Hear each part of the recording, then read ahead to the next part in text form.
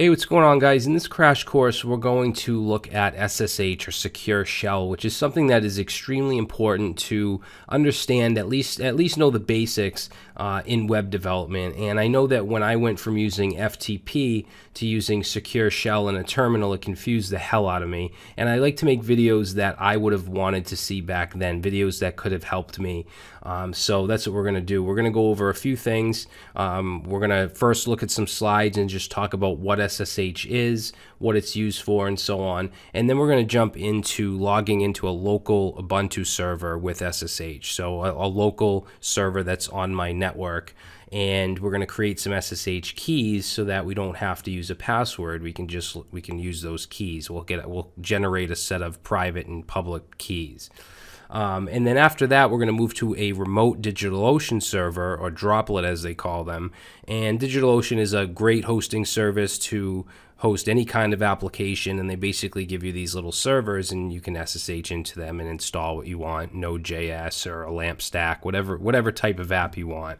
So we'll do that, and then I'm also going to show you how to set up SSH keys with Github so that you can clone repositories and stuff like that without having to use your password, your username and password. And you guys have probably done this before, but just for the people that haven't. So hopefully you guys like this. I've been asked to do more DevOps stuff, and I think this is a good place to start. So let's get into it. All right, so we're going to briefly talk about what SSH is. We're not going to get into like specific encryption methods and real advanced stuff. This is to learn the basics and the fundamentals and how to use it. So it stands for Secure Shell, and it's a protocol to communicate with other computers, similar to HTTP, HTTPS, FTP. These are all different types of protocols that communicate in different ways for different reasons. So with SSH, we can use it for pretty much anything as far as creating files on other computers, folders and files, installing programs, running programs, deploying applications for the web and setting up web servers, pretty much anything you want. And what's great about it is it's secure, it's encrypted, okay? All the traffic is going to be encrypted. There are other protocols that are similar, like Telnet, where you can log in and you can do this stuff, but it's not safe because it's not encrypted. People can basically hijack your sessions and things like that. So SSH is definitely what you want to use for this type of stuff.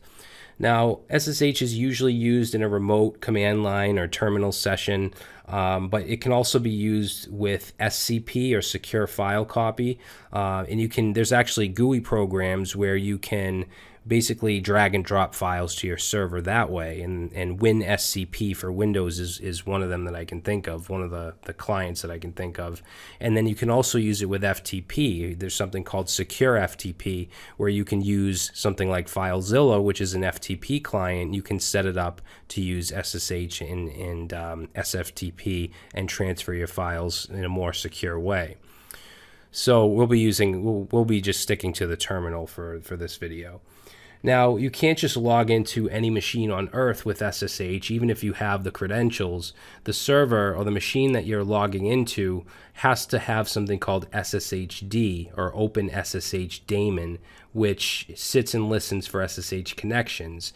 Okay, so usually it's a Linux server you're logging into, and with something like, let's say, Ubuntu server, which is the operating system that my local server is running, that comes with SSHD. So it's not something that I had to set up, it's just automatically installed.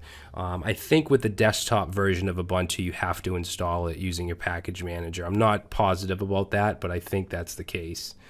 And then on the server, you also have an SSHD config file where you can change things like, let's say if you want to disable password login for the root user to prevent brute force attacks, and just make other security provisions on your server, you would use that file to do that. So obviously you need a way to authenticate with your server, authenticate using SSH, and there's a few ways to do that. You can use the password, which is basically the default way of doing it, where you have a user on that remote server, and then you have the password for that user. And then to log in, what you would do is just use the SSH command. You would put the name of the user you want to log in as, and then and then the host name or the IP address like this. So this is actually the local IP address of my Ubuntu server. So this is how I would log in. And then once I did that, if I didn't have SSH keys set up, which I'll talk about in a second, it's going to prompt me for the password. And then I put the password in. It'll show me a welcome screen in the terminal, and then I can go to town and create applications or whatever I want to do on that server.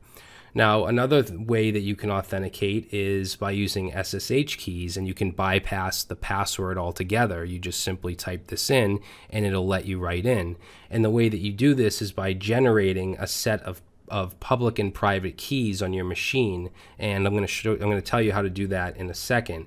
But that's the recommended way of doing things. It's safer than using passwords. People can brute force attack passwords and things like that. And then you also have host-based authentication, where it goes by the host. So you have a file called known hosts, which store any host that's allowed to connect to that machine. But we're not going to get into that. We're going to stick to the password and SSH keys. All right, so to generate these keys, it's pretty simple. All you have to do is run this ssh keygen command, and basically what it's going to do is it's going to create a public key and a private key. It's going to create it by default right in your home folder or your user folder, which is this tilde, that's what that represents. And then it's going to be in a folder called .ssh. Okay, now the dot means that it's going to be a hidden folder by default. So if you're in like Windows Explorer or on your Mac in the Finder or whatever, unless you have hidden files enabled, you won't see this. And then inside there, it's going to create a file called ID_RSA. Okay, that's the default name for your SSH key. And it will prompt you when you run this command here. It will prompt you to see if you want to call it something different, but this is the default. And then your public key is going to be in the same location. It's going to be the same name, except it's going to have .pub after it. Okay, so the .pub just tells you that this is the public key. And this is what you actually want to put on your server. Okay, now on your server, you'll also have a .ssh folder, or you'll create one if it doesn't have one yet, and then you'll have a folder in there called authorized keys, and that's where your public key goes. Okay, so that's how the server knows if the machine that you're logging in with actually is authorized to do so. Okay, and I'm going to show you how to do all this, so don't worry if this is confusing you. So what about Windows? SSH, the command itself, is a Unix-based command. It's always been available on Unix on Linux and Mac because they're Unix-based systems. However, Windows didn't support native SSH until very recently. So on older versions of Windows, we would use something called PuTTY and PuTTYgen. PuTTYgen was used to create the keys, and then PuTTY was used to actually connect to the server. And it's a GUI program. It is a graphical program, but it's a pain in the ass to use. I hated it when I used to use Windows, like before SSH was available, before Git Bash was available and stuff like that.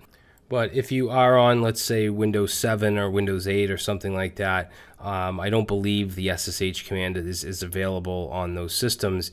So you will have to use something like PuTTY, but I would recommend using Git Bash, which is just an awesome terminal program. And I'm pretty sure you can use it on Windows 7 and 8. It's just been so long since I've used those operating systems. But that should give you the SSH command. And then anything I do in this video on my Mac, you should be able to do on Windows as well.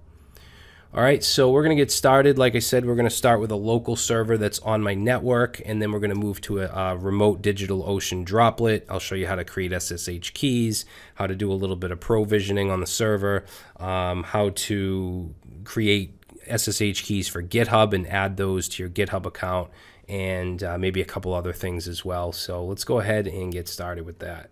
All right, guys, so we're going to get started now. I'm going to be typing in a ton of commands, so I'm going to put a gist file in the description so that you guys have all the commands as a reference. So if you're following along, or if you just want it as a reference for future projects or whatever.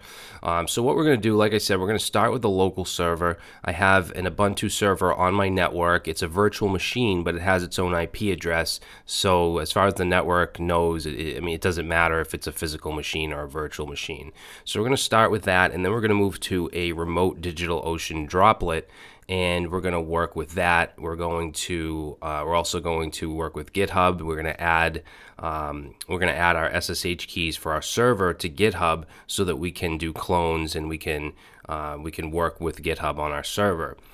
So basically what we're going to start off with is just logging in with SSH to our local server. So to do that, we use the SSH command, and we want to put in the name that we want to log in as. So this name is what I used when I created the Ubuntu server. And then we want the IP address or host name. In this case, the IP address is 192.168.129. All right, so once I do that, we're going to get this message, and you're only going to see this the first time you try to SSH into a server. And if we say yes, it's just going to add us to the known host file. Now it's going to ask us for a password to authenticate, so this would be the password for Brad on this system, on the server. Okay, not the machine I'm on, not my local machine.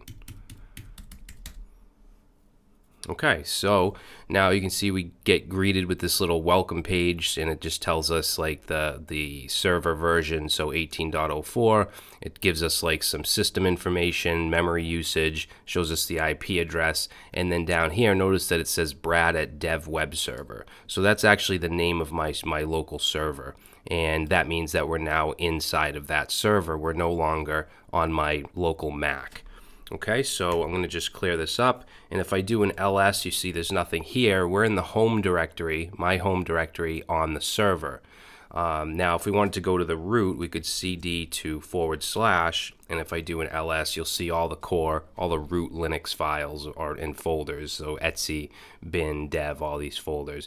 And we can do whatever we want. As long as the user on the server has the permissions, we can do whatever we would like as if we were right in front of the machine. I have a Linux server that I ran for years that has all my media, all my music and movies and stuff, and it never had a monitor. It was headless, so I'd only use SSH to manage it, to log in and manage it, in addition to some browser-based tools like Plex for media streaming and stuff like that. So let's go ahead and cd, and that'll bring us back to our home directory. And then we can obviously create folders. So if I make a directory called test, and you can see that was created, we can cd into test. We can create files. So touch test.txt. That will create a test.txt file. All right. So we can do anything as if we were logged in. And I'm just going to cd back to the home directory, and I'm going to remove that test folder. So we're going to do remove, and then since it has something in it, we're going to do -rf and then test. And if we do an ls, now that file and folder is gone. Okay, I do have if you're interested, I have a command line tutorial on my channel I did probably about 1.5 years ago that I think is pretty good and gives you all the basic commands to move things around and copy files and all that stuff. So let's go ahead and install something. I want to install an Apache server. So I'm going to open up Chrome. So let's see. And I'm going to go to that IP address, my local IP address. And notice that nothing happens. That's because this server doesn't have any web server installed on it. So I'm going to install Apache. So let's go ahead and do sudo, because we need to run this as root, just like on your Mac. And then we want to do apt install. Okay, so apt is our package manager, and we're saying we want to install using our package manager Apache 2. Oops, I spell that right. Apache. It's hard to talk and type at the same time. And then I'm going to do -y to answer yes to any questions. Just put in our password there, and then it's going to go ahead and install Apache on the local server.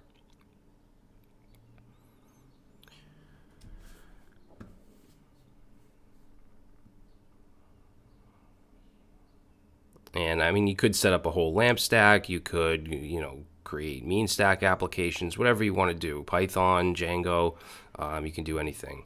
So now that Apache's installed, if I go back to my browser and I reload this page, we're going to see the Apache start page. Okay, so once you install Apache, this will automatically be put into your var/www/html folder, which is your web root. Okay, so just to show you that we can install stuff, and we could access this IP address from anywhere on my local network. If I go down to my living room, as long as it's on the same network, I can go ahead and I can access this. And we could create web applications locally if we wanted to. And of course, use it for other things. Like I said, I have a Linux media server, so you can do whatever you want with a server like this. So what I want to do now is create some SSH keys, because right now, I mean, we can exit. If we type exit, that takes us back out. You can see now it says Brad's iMac Pro. So we're not in the server anymore. But if I were to try to log back in, I'll have to put in a password. So what I want to do is generate SSH keys. So to do that, we use ssh-keygen. Okay, so if I go ahead and I run this, it's going to ask us where we want to save the key and what file we want to save it as. So the default is going to be in whatever your home directory for your user, your logged in user, and then .ssh, which is going to be a hidden folder by default, and then the file name will be id_rsa. Okay, so that's going to be the name of the private and public key. The public key will just have .pub after it. So I'm going to keep the default and just hit enter. And you can also attach a passphrase if you want. I'm not going to, so I'm just going to hit enter twice. And then that should create our key. So if we were to, let's do an ls into .ssh, ls.ssh, you can see that we have the private key here and the public key. And if we want to take a look at what the public key looks like, we can use the cat command, which will just basically display the contents of the file. So we'll say cat .ssh, because that's the folder it's in, and then id_rsa.pub. And there it is. So that's what our key looks like, our public key. The private key is a little longer. The private key you don't do anything with. You just keep it on your system. So now that we have this key on our local system, what we need to do is get this public key onto the server. So like I said in the slides, where this needs to go is into .ssh folder on the server, and then in a file called authorized keys. So I'm actually going to go to a Digital Ocean documentation page real quick. So if you search for create SSH keys, and I'll put this link in the description as well. It's the second one right here. So it shows you how to generate a key. They want you to use the T flag in RSA, but that's fine. And it generates the key, and then to copy it to the server, you could use something called SSH copy ID, but you have to install that with Homebrew. So I don't want to do that because some of you might not be on a Mac, and some of you might not have Homebrew installed, and I don't want to go through that. So right here it says alternatively you can use this. So basically this is one long command that, or a couple commands, that is going to first take the content of the public key file. It's going to SSH into your server. It's going to create a .ssh folder on your server, change the permissions, and then it's going to put whatever is in that public key file inside of a file called authorized keys. So this one line is going to do all that stuff for us, and this will be in the gist in the description. So I'm going to go ahead and just copy this, and then we'll go back to our terminal and let's clear it out. And let's paste that in, except we need to just edit. Whoops, what happened here? I might have to paste it in to a file first. Yeah, I'm going to have to paste it into a file first because this is giving me problems. All right, so let me just open up Sublime Text real quick. Let's see, file, new file. All right, so I'll paste it in here. Oops. And then I'm going to change this right here, this demo at this address, to mine, which is brad at 192.168 .29 or is it .1.29? Okay, so let's copy this, and then hopefully that works. And let's enter, and it's going to ask us for the server password.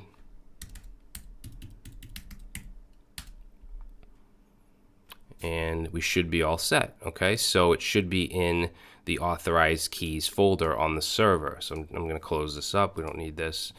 So now we should be able to log in without a password. So if I go and I do ssh brad at 192.168.1.29, there we go. No password needed. We now have our keys set up.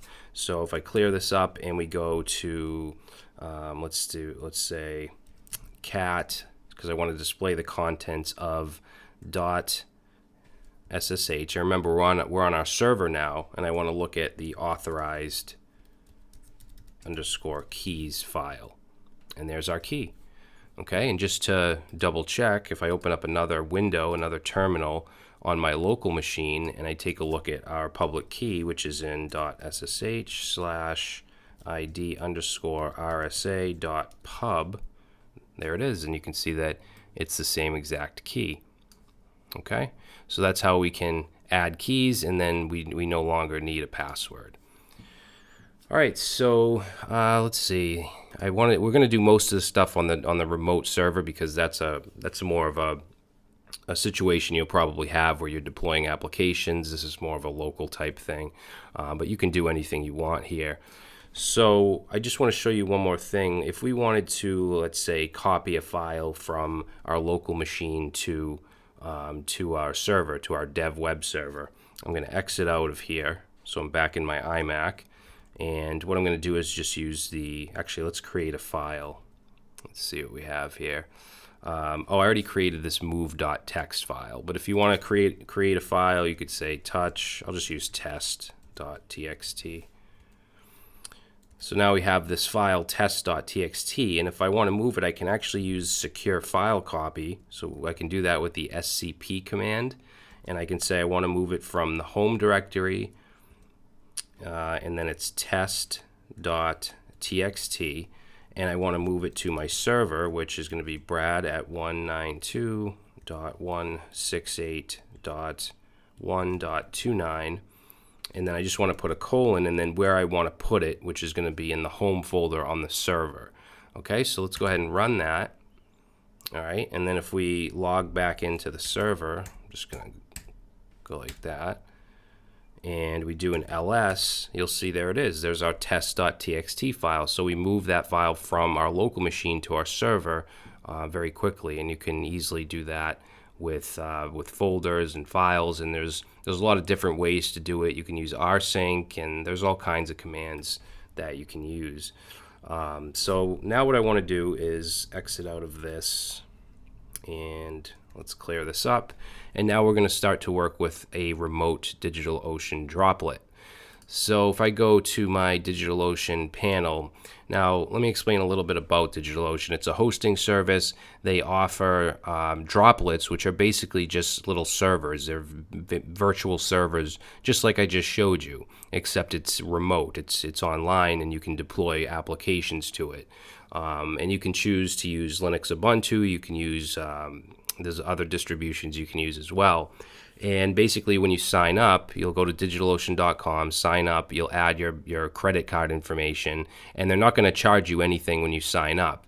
Once you sign up, you just go to Create Droplet, and you go down and you choose a package. Okay, so I'm actually going to give you a link in the description for $10. So you get free $10, and you can choose the first package here, which is $5 per month. So that link will give you 2 free months of hosting. And the $5 per month obviously isn't good for like a big production app, but for testing, for stuff like that, it's absolutely fine. And if you don't use up to a certain point, they don't even charge you the $5. You get like .007 cents per hour. So they're actually really cheap for what they give you. And if you wanted to, you can go to one-click apps and you can have like Django installed, LAMP stack, mean stack, Docker. You can use all this stuff, make it all pre-installed when you set up your server. But we're not going to do that. I just want a plain Ubuntu server. Okay, so I'm going to choose $5 a month. I'm going to just leave all this stuff. And what's cool about this is we can do our SSH keys like we just did through the terminal if we want, but we can also do it this way. So we can add a key here, and that's what I'm going to do. So I'm going to go to my terminal, and I could use the same key. Okay, remember we created the ID_RSA public and private key. I could just take that public key and put it in here, but I like to keep keys separate for separate things. Okay, so what I'm going to do is generate a new key for DigitalOcean. So I'm going to do SSH-keygen, and they want you to do this TRSA, and it's going to do the same thing. It's going to ask us what we want to call it. Now, if I just hit enter, it's going to ask if I want to overwrite the current one because I already have one called this. So I'm going to change it, and you want to put the whole path. So users / whatever your user. Let's see, spell my name right, and let's do / and then .ssh, and then what I'm going to do is I'm going to call this ID_RSA_DO for DigitalOcean. Okay, so it has a different name than the other one. So let's go ahead and run that. I'm not going to use a passphrase, and then if we were to list the contents of .ssh, you can see now we have the DigitalOcean public and private key, as well as the other ones. So now what we want to do is we want to take that public key and we want to put it into DigitalOcean. So I'm going to do a cat.ssh. There's other utilities you can use like pbcopy and xclip if you want, but those aren't available on Windows, so I'm just trying to make this cross-platform. So we're just going to do cat, and then let's make sure we get the DigitalOcean one, which is RSA_DO, and we want the public key, of course. Okay, so what I'm going to do is just grab that. Make sure you don't leave any spaces at the end or the beginning. It has to be exact. So I'm going to copy it. I'm going to go new SSH key, paste it in, and we'll just call this key 1. Doesn't matter what you call it. And we'll add it. Okay, so now down here, it's going to ask us to choose a host name. I'm just going to leave this crazy host name. That's fine. And we'll click create. Okay, so it's going to just go through and create our server for us, or a droplet as they call it. In this CodeLearner.net that you see, you can connect domains to droplets, and I had this one connected before, so that's why it's listed here. Any domains you have connected to your droplets will show up here. Okay, so our server is now set up, or our droplet, and it has this IP address. Okay, this is the IP address of the droplet, and if I click on it, we have all types of information. Since we just set it up, the CPU and stuff isn't going to show yet, but you can see we can launch a console in the browser, we can reset the root password, we can power it off, we can resize it. So if you have a production app and it's getting too big for, let's say, the memory you have or the disk size, you can upgrade that easily.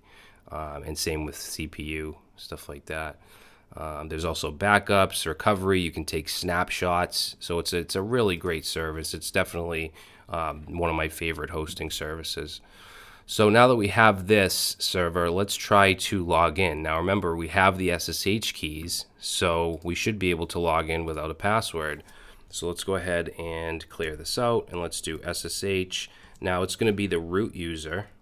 Okay, so it's going to be root at, and then the IP address, which is this. So I'm going to copy this and paste that in, and let's see what happens. So we get this message. We want to say yes, and then we're going to get this permission denied public key. Okay, so you may or may not get this. The reason we're getting this is because we used a new key called ID_RSA DO. So what we need to do now is just run ssh-add, and then we want the location of the key and then the name of the key. So we want to do home slash dot ssh slash id underscore rsa underscore do. Now we don't want to do the dot pub here. When we do the ssh-add, you're just adding the key like this. So let's run that, and it says identity added. Okay, so now we're going to go and we're going to try again to SSH into our server. And now it works. Okay, so we get this little message just like we did on the local server. It is using 16.04, not the latest. But you can see right here, we're logged in as root at Ubuntu, whatever, a bunch of gibberish. So we're now on our DigitalOcean server. It's that easy. So I'm going to clear this up. If I do an ls, there's nothing here. We can go to the root, and you can see all the root folders. Okay, let's go back to the home. Oops, I want to just clear this up. All right, so we're logged into our server. Now, let's see, what do we want to do next? We don't want to, well, actually, first thing I would do when I get a server is I would update my packages. So I do sudo apt update, and that's just going to take all the packages that are installed and make them to the latest version. And then we can run sudo apt upgrade to actually upgrade the software.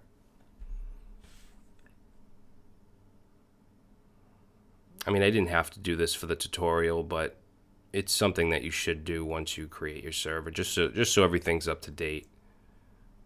So then you would do sudo apt upgrade. Should have did yes, the yes flag.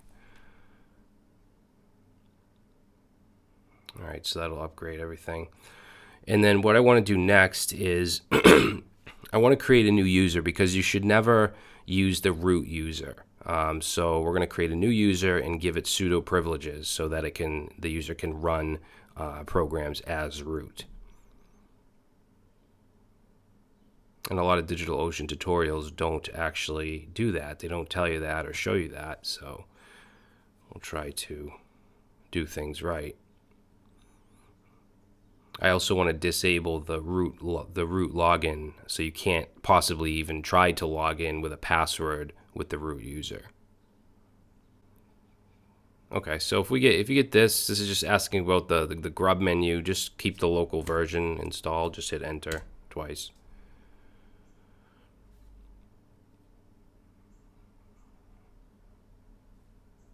Okay, so now that everything is updated, what we're going to do is, like I said, add a new user. So we can say add user, and I'm just going to call this user Brad. Okay, so it creates a new user Brad, a new group Brad, and if I do ID, oh shit, I'm supposed to put a password in. Whoops, I already typed something. Let's try again. Yes. All right, so I'm going to put a password in.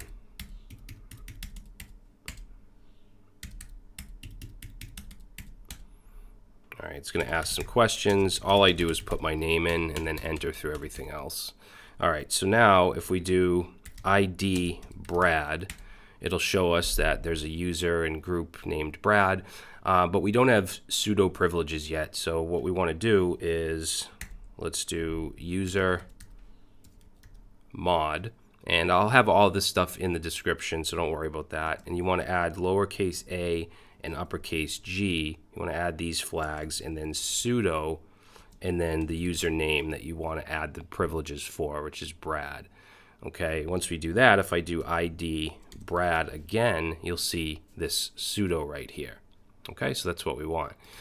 So now what I want to do is log in as Brad. So I'm going to exit out of my DigitalOcean server, and let's clear this up, and let's try to SSH in SSH with Brad at, and then whatever the IP is. Let me grab that. So what's going on here is we're getting a permission denied for our public key, because when we added our public key to the server, we added it for the root user. Every user you have, if you want to use SSH, you have to add the key to their specific SSH folder. So what we need to do is log back in as root. Okay, so we're going to log in as root, which our keys are all set. And then we're going to CD, I'm just going to CD into /home /Brad. Okay, so now we're in Brad's home folder, and we want to now create a directory. So make directory .ssh, and then we need to have our own authorized keys file for Brad. So let's just cd into .ssh, and let's go ahead and touch, which creates a file, authorized _ keys. Spell that right. Okay, so now we should have an authorized keys file, and now, as you can probably guess, what we want to do is paste in our key. So let's go ahead and let's see, how do I want to do this? Let's open up another terminal, and let's get our key. So I'm going to do cat.ssh / and then I want to make sure I get the DigitalOcean key, so it's id _RSA _do.pub. Okay, we want the public key. We're going to grab that, and we're going to copy it, and then we're going to go over here, and we need to get this key into the authorized keys file. So what I'm going to do is sudo nano, which is a terminal-based editor, text editor, and then authorized keys. Okay, so now I'm just going to paste in my key. You can't see it all, but it is here. If I go over, you'll see it's all here. So I'm going to save this with command Control X, say yes, enter, and now it should be in there. So if I do a cat authorized keys, now you can see that it's in there. So now I should be able to log in as Brad through SSH. So let's go ahead and exit. Okay, we'll exit the root user. I'll clear this up, and then we're going to SSH as Brad. Actually, I'll just hit the up, right here. So now let's try this, and it works. And you can see now we're logged in as Brad. All right, so it's simple as that. So just remember, your keys, your public key that's on your system, on your local system, just needs to be in the server's authorized keys file, and then you're all set. So what I want to do now is I actually want to disable the root password login. So remember, I told you there's an sshd config file. So I'm going to do sudo nano sshd, not sshd, it's in the etc folder. So we want to go /etc /ssh /sshd _config, and let's put in our password. Okay, so this is the config file. There's a lot of stuff you can change in here. By the way, port 22 is the default for SSH. In case you were wondering, 21 is FTP, 22 is SSH. And I just want to go down to, let's see, we want to look for root login right here, permit root login. So right now you can attempt to log in as a root user with a password, but I'm going to set that to no because that prevents brute force attacks and stuff like that. And there's a lot of other stuff as well I'm not going to get into. And then I'm going to make sure that password authentication is set to no, which it is already. So yeah, so let's save this. Command Control X and yes. And now nobody can log in with a password with root. You have to use the SSH key. Okay, and then we should just reload the SSHD service. So we can do that with sudo systemctl reload sshd, and that will reload it. And I don't expect you to remember all these commands. Like I said, I'll have a reference sheet in the description. So now, let's see, what do we want to do next? Let's actually install Apache, just like we did on the local server. So we can do sudo apt install apache 2-y. And then once that's installed, we should be able to go to our IP address, which I'll grab right here in the browser and paste that in, And there we go. We have an Apache start page. So this is live now. This is no longer a local server that's on my network. This is live, and we could go through DigitalOcean and add a domain to this so that you could go to whatever something.com and you could have your application. So you could create a LAMP stack, install Node, whatever you want. I'm actually going to show you how to install Node and also deploy a React application. So, I mean, what we do from here on out is just kind of extra. I've already basically went over the basics of SSH. So, you know, creating the keys and uploading to the server, stuff like that. But what I want to do now is I want to be able to use GitHub on the server. So I want to be able to clone a repository and stuff like that. So we have to create keys for GitHub, because if I try it now, and we have Git installed, it should be. So if we say Git version, you can see it is installed. But if I try to clone a repository, like let's say, let's go to my GitHub, and I'm going to grab this React Otka auth. So this is a React application. It doesn't have a backend. It uses Otka as the backend, so you don't actually need to like have a Node API or anything like that. So you can build it to a static folder. But what I want to do is try to clone this onto my server. So I'm going to go to clone.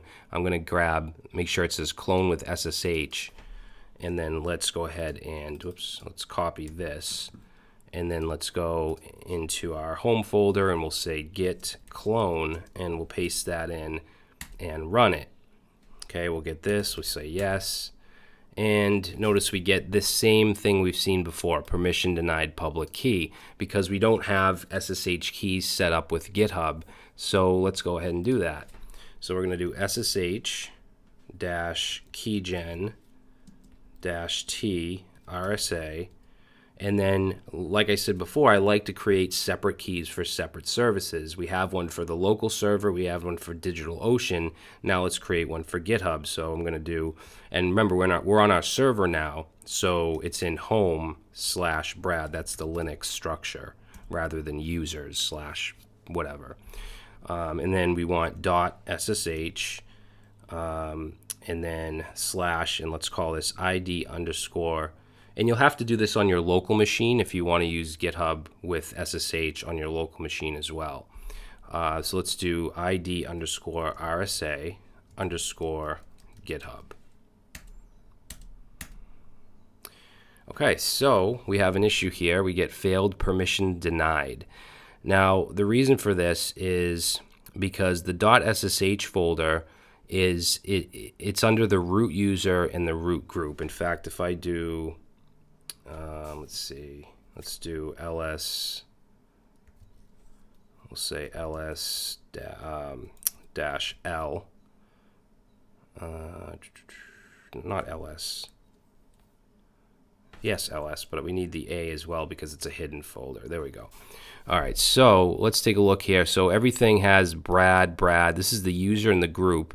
The .ssh has root as the user owner and the group. So what we want to do is change that to be Brad instead of root.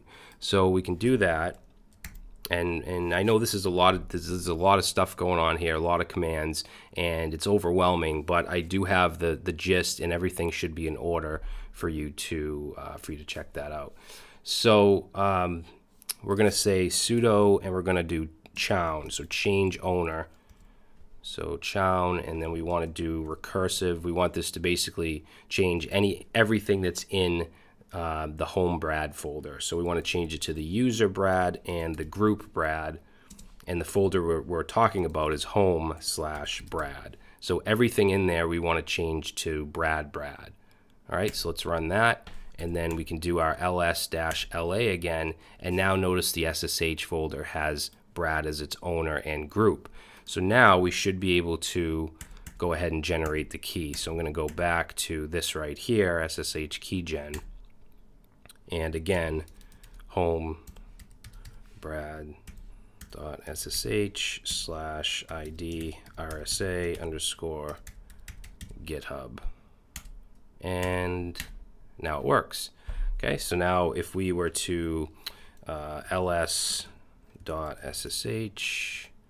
you can see we have our key, our public and private key for GitHub, in addition to our authorized keys file that's on our server.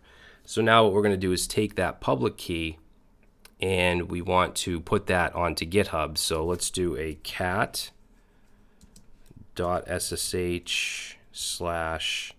/ ID underscore RSA underscore GitHub dot pub.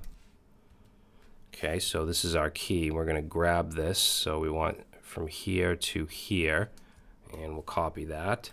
And then in GitHub, I'm going to go to my settings. I'm going to go to SSH and GPG keys. I'm going to say new SSH key. You can call it what you want. I'm going to call it, actually I already have DO server 1, Digital Ocean server 1, that's what I'll call it, and I'll paste that in. Okay, make sure there's no like extra spaces here or anything. All right, so let's add that key. And now let's go back and let's clear this up. And then now let's try to clone that repository. So I'm just going to hit the up arrow till I get to my clone that I did, which is right here, and hopefully it works. So yes, and it didn't. Okay, now we did this happened to us before. Remember with DigitalOcean, we had to do the ssh-add. So we're going to do that same thing. I'm going to say ssh-add, and we want to add /home/brad /.ssh/ID underscore RSA underscore GitHub, like that. Could not open a connection to your authentication agent. All right, so if this happens, then we need to run eval. We got to do eval, and then we want to put in a set of backticks, and then we want ssh-agent, and then -s to activate the SSH agent. So it gives us the ID, and now we should be able to run our add. And there we go, identity added. Okay, so again, I'll put that in the gist. So now that we have our identity added, we should be able to do our clone finally. So let's clear this out and let's go to our clone and run it. And there we go. So now if we do ls, we have the React auth application inside, or repository inside of our home directory. All right, so what I want to do now is cd into that. So React auth, and if we do an ls, you'll see this is actually a React application, so we do need Node.js installed so that we can run npm install. It needs to look at the package.json and install the dependencies. So we don't have npm, we don't have Node installed. So to do that, let's go to, we don't need this page anymore, so let's just search for install node Ubuntu. Because if you want the latest version, and if we go to Debian and Ubuntu based distributions, which is right here, if you want the latest version, you actually have to use the curl command, and you have to use this deb.node source, and then you want to put the version you want here. I want version 10, which is the latest. So I'm going to copy this and then go into my terminal and paste it in and just change the 8 to a 10, because I don't want version 8. I want version 10.x, whatever the latest version of 10 is. So we'll run that. And what that does is it adds it to the repo list, and now we should be able to install it by saying, right here, it'll show us apt-get install Node.js. Okay, so we'll say sudo. You don't have to do get anymore. You can just do apt install Node.js -y, and now this will install Node and npm. All right, so if we say node version, there it is, 10.6.0. All right, so now we're in the React folder, so let's do npm install, which will install all of our dependencies.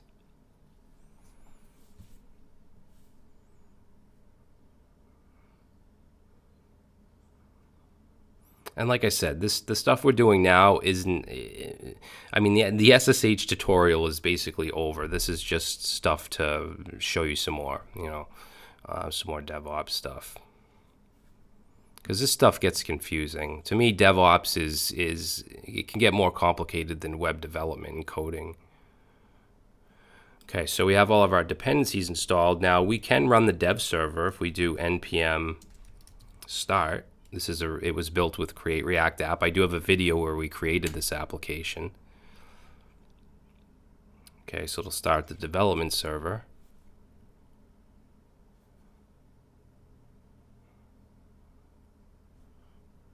Okay, and now we can go to our IP address and then go to port 3000. And there it is. There's our Acme staff portal. And like I said, this uses a service called Autka, where you can log in. It's basically a user management system. And I do have a video, like I said, creating this application. Now, you don't want to run this like this. Since this is a React app, what you would want to do is build out your static assets and then upload that and then serve that instead of this port 3000. This is the dev server. I just wanted to show you that you can do that. So let's go ahead and actually deploy it. So what I'm going to do is get out of this. So Control C, and let's move this. Remember, we have Apache installed. So with Apache, we have a file in var/www/html. If we look in there, that's the index.html. That's the welcome page, the Apache welcome page. So what I'm going to do is I'm going to remove this index.html file from here. So I'm going to say rm, which is the remove command, and then we want var www/html/index.html. We want to completely get rid of that. Remove, yes, and let's just make sure it's gone, which it is not, and that's because I forgot sudo. All right, let's make sure it's gone. Okay, so now that var www.html folder is completely empty, what I want to do is I want to build out our React application. So we can do npm run build. And what that's going to do is it's going to take our application and it's going to create a production build. So it's going to build out all the static assets that we need, and it's going to include an index.html file that will be, connect to the compiled JavaScript, and it will be our application, and we can just upload it anywhere, including our Apache server. Okay, so once this is done building, what we'll do is we'll just move the contents of it to the var www.html folder, and we should be able to access our application just by going to our IP address. All right, so now that that's built, if we do an ls, you'll see there's a folder called build. So what I'm going to do here is I'm going to say sudo, and I'm going to use the move command, mv, and I'm going to use the v flag, and then just do /home/brad, oops, should be slash, so home/brad/ and then react autka/auth, and then we want /builds because we want whatever is in the build folder. So let's do /star, which means everything in there, and we want to move it to var www/html. Okay, let me just double check that, make sure I didn't make any mistakes. So it'll take everything in the build folder, put it into our web root basically. So let's run that. All right, and now if we do an ls of the web root, you can see what's in there. Index.html, and then we have a folder called static, which has all of our static assets for React. So let's go now to just our IP address, no port 3000, no dev server, and run it, and there it is. There's our application. So if you wanted to add a domain, which you probably would if this was going to be production, you would go to networking and then add a domain. Now, of course, you have to register your domain somewhere, and then what you do is you point your name servers, your DNS. I'll just show you for an example for my codelearner.net. You want to point your name servers to ns1, ns2, ns3, digitalocean.com. and then just add an A record. You can put in your just an @ symbol here, and then choose the droplet you want and add that record. Okay, and you can do that, and you can then have a domain. So I think that's all I want to do, guys. This went longer than I thought. I just wanted to throw in a couple extra things, some extra DevOps stuff, just to kind of get you familiar with how things work. But yeah, you can use Digital Ocean Droplet to build anything. You know, if you're building a Django app or a Node.js app, React, Angular, full stack, whatever. You can do whatever you want, PHP, LAMP stack. So hopefully this tutorial helped you in terms of SSH. So you learned how to log in, how to create keys, how to deal with like, adding keys and stuff like that, permissions and a bunch of other stuff. So in setting up GitHub, which is very important. And again, if you want GitHub keys set up for your local machine, you'd have to add that as well. So you don't have to add a password or anything, or use HTTPS. So that's going to be it, guys. Thank you for watching. Thank you for sticking with me through the whole thing. And I will see you in the next video.